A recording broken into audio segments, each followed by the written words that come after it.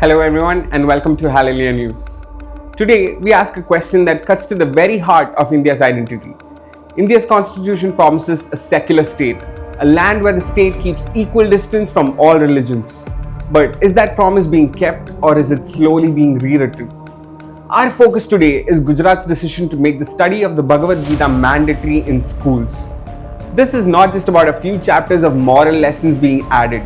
This is about embedding a religious text into the very framework of exams, textbooks, and the daily life of students. And it's about Gujarat, a state that has long been called the laboratory of Hindutva, becoming the testing ground for something much larger.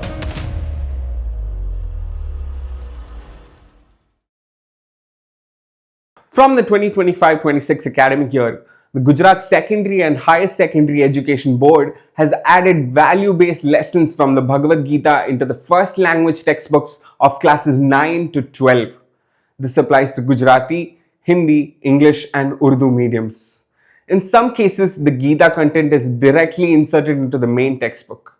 In others, it's supplied as supplementary booklets. Officially, this is being done under the National Education Policy of 2020, under its section on Indian knowledge systems and values. But here is the critical detail. The new exam blueprint now includes 3 to 4 marks worth of questions directly from Gita chapters. That means for every student, this is no longer optional reading. It is compulsory study. Reports confirming this came out between August 6th and 8th of 2025 in the Wire. The Gujarat board insists this is not religious instruction, but moral value education. Yet, the presence of these lessons in exam mark content changes the picture entirely. How did we get here? This is not a sudden decision. Let's trace the timeline. On March 17th of 2022, Gujarat's Education Minister announces in the State Assembly that Bhagavad Gita lessons will be introduced for classes 6 to 12 from the 2022-23 academic year. On December 22nd of 2023, supplementary Gita textbooks are released for classes 6 to 8 and the government confirms work is underway for classes 9 to 12 content. On February 7th of 2024, the Gujarat Legislative Assembly passes a resolution unanimously in support of introducing Gita teachings in schools. Even the Congress and Aam Aadmi Party MLAs supported this resolution. On November 21st of 2024, a public interest litigation is filed in the Gujarat High Court challenging this move. The court, in its oral observation, says the Gita's teachings are not religious instruction, but moral and cultural values. The High Court refused to stay the decision. The case is still pending. August 6 to 8 of 2025, the final stage happened. First language textbooks for classes 9 to 12 now include Gita chapters, with exam blueprints issued. What does the Constitution say about this? Article 28(1) of the Indian Constitution is crystal clear. No religious instruction shall be provided in any educational institution wholly maintained out of state funds. Article 28(3) adds, in aided or recognized institutions, no student can be forced to take part in any religious instruction or worship without consent. And for minors, that consent must come from their guardians. The Gujarat government argues this is not religious instruction, it is moral education, and it is aligned with the NEP 2020. The High Court's oral comments also echoed that framing. But here's the conflict. When a text from one religion is made part of the exam system, the boundary between cultural education and religious instruction becomes dangerously thin. The Hindutva laboratory. This is not my phrase. It's been used for decades by academics and journalists. Since the early 2000s, Gujarat has been described as a testing ground for Hindutva policies.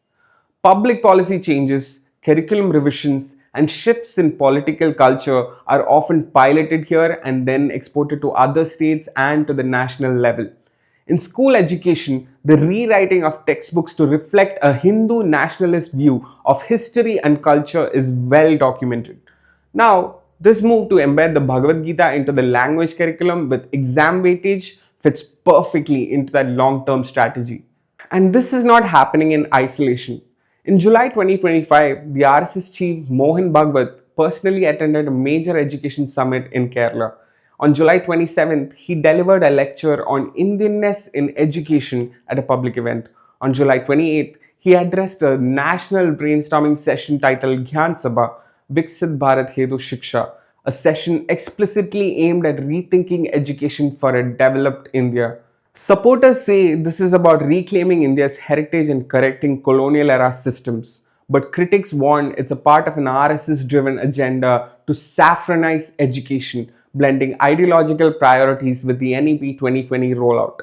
Seen in this context, Gujarat's Gita mandate is not a standalone policy. It's one piece of a nationwide cultural and political project. Now, will this spread to other states?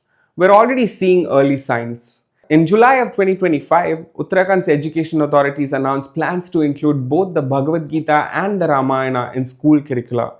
Other BJP ruled states have floated similar proposals in recent years, some already piloting value education programs centered around Hindu scriptures. The message is clear: Gujarat is the model, and others are willing to follow. Once a model is framed as value education under NEP 2020, it becomes very easy to replicate state after state. Now, what does this mean in the classroom? In many Gujarat schools, morning assemblies already include Gita recitations. Now, these lessons are embedded into the language textbooks themselves. And because they carry exam marks, they are no longer optional. The framing is deliberate. These are not being called religious lessons, but Bharatiya Shashwat Mulya, eternal Indian values. But this raises the question: in a plural society, whose values are being given priority? Supporters say this is moral education, not religious instruction. It's consistent with the NEP 2020's goal of integrating Indian cultural heritage into education. The Assembly's unanimous resolution shows cross-party consensus. But the critics, they say that the spirit of Article 28 is being violated. A religious text is now compulsory with exam weightage. For minority students, Christians, Muslims, Sikhs, Jains, Buddhists, consent is not realistic when the exam system forces compliance. The PILs in court argue that prioritizing one religious text in a state-funded curriculum undermines secularism. Education experts point to the coordinated national picture, from Gujarat's Gita policy to Uttarakhand's Ramayana Gita plan to the RSS deepening role in educational reform, as evidence of a long-term ideological strategy. Why is Gujarat the training ground? For over 2 decades, Gujarat has been a place where ideological experiments in governance, law, and education are tested first. The 2025 Gita mandate shows a clear strategic method: embed values through the language curriculum, normalize it via the exam system, package it under Indian cultural knowledge, then roll it out across the country.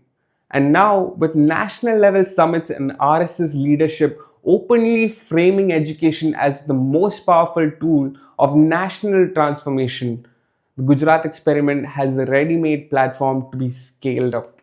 This is what I think the parents and schools should do.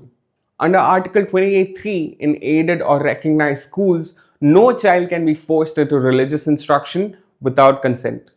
Parents have the right to ask schools in writing how exactly the Gita is being implemented. Check the syllabus circulars and note the exact page numbers where the Gita appears. Raise these points in parent-teacher association meetings and have them recorded in the minutes. Follow the progress of the PIL in Gujarat High Court. Any interim orders or changes will directly affect school policy. This is not just Gujarat's story. The school curriculum shapes the future definition of Indian values. In a nation with multiple faith traditions, making one religious text mandatory, even under the label of moral lessons, is a direct test of our secular promise. What Gujarat is doing in the classroom today may be copied by other states tomorrow. To ensure our children's education doesn't become a laboratory for religious or political experiments, we must know our constitutional rights and speak with facts, not just emotions.